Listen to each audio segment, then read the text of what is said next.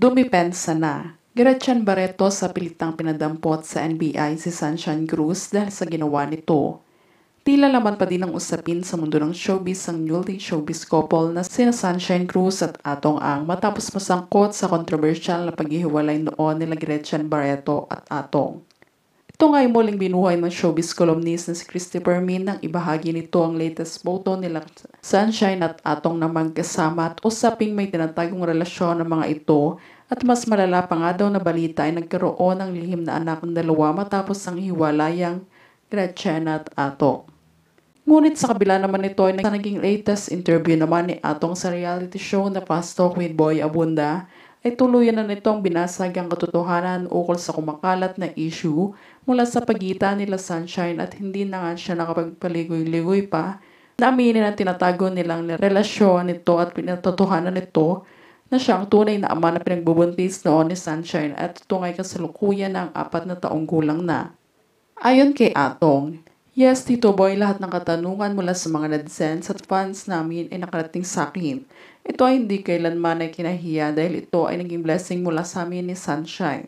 Sa ngayon, mas gusto muna namin ipribado sa social media dahil narespeto ko ang pamilya ni Sunshine at ayoko masira ang image niya sa showbiz pero sa ngayon kailangan ko na itong tapusin at sabihin ang katotohanan para matapos na ang lahat. Pangalawa nga ay napag-usapan nila ang naging ugat ng hiwalayan nila Gretchen Barreto.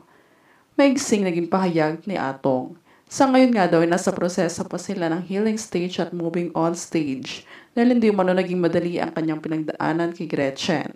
Dumating nga din daw sila sa puntong nag-separate na sila parehas at nandabay ang kanilang anak.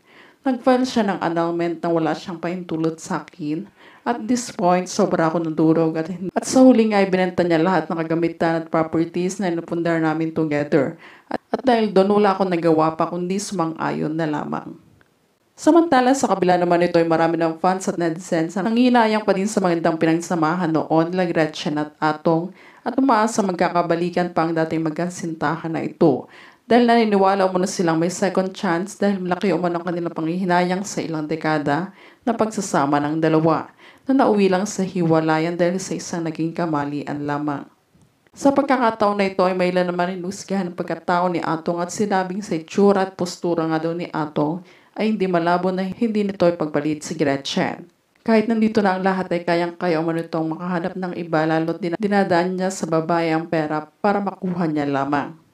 Kaya naman sa uli ay winakasan na din ni Gretchen ang lahat at huwag nang gulihin ang bagong pagsasama nila Atong at Sunshine upang mapagsisihan din ng mga ito ang ginawang panloloko sa kanya kaya nag-file din ito ng 2 kaso laban kina Atong at Sunshine at ito nga ay adultery at illegitimate child na siyang kakaharapin ng mga ito sa korte.